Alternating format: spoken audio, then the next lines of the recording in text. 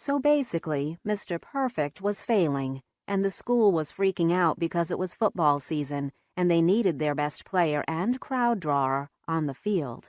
And who better to stick with the job? The scholarship girl with the perfect average, the girl with no life. And so here I was sitting at the table in the university library, waiting on Mr. Perfect. I glanced at the watch fastened around my wrist. Then I checked the time against the large clock hanging on the wall. The times matched up. Romeo was late. "Romeo, Romeo, wherefore art thou, Romeo?" I snorted. It was so loud I startled a girl at a nearby table. She jerked back in her seat, causing her chair to teeter dangerously backward and hover over the ground. I watched as she grappled for the table ledge, her hands grasping instead to the thick book open before her. The book wasn't a good anchor. She yanked it right off the table as her chair barreled toward the ground. The chair, the girl, and the book made quite a clatter when they hit the ground. Everyone in the general area turned to stare.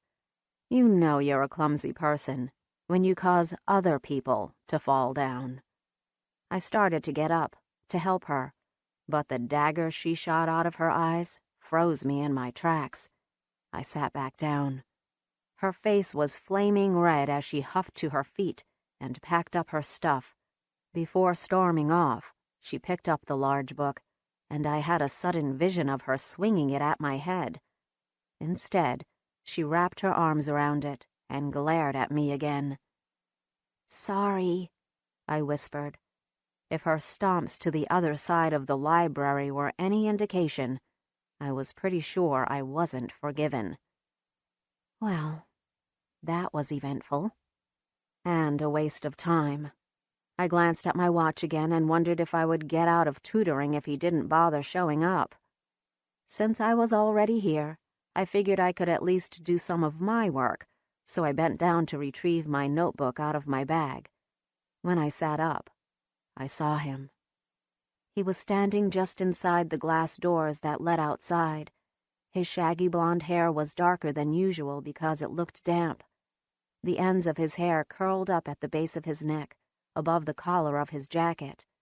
A navy blue backpack was slung over one of his shoulders, and his insanely large hand was curled around the strap, holding it in place. Romeo was tall, well over 6 feet, with broad shoulders that tapered into a narrow waist. He wasn't a bulky guy. He played too many sports for that.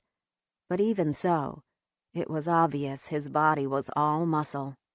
He was looking around, his blue eyes sweeping the room, likely looking for his tutor. I felt my cheeks heat when he glanced my way, and I ducked my head.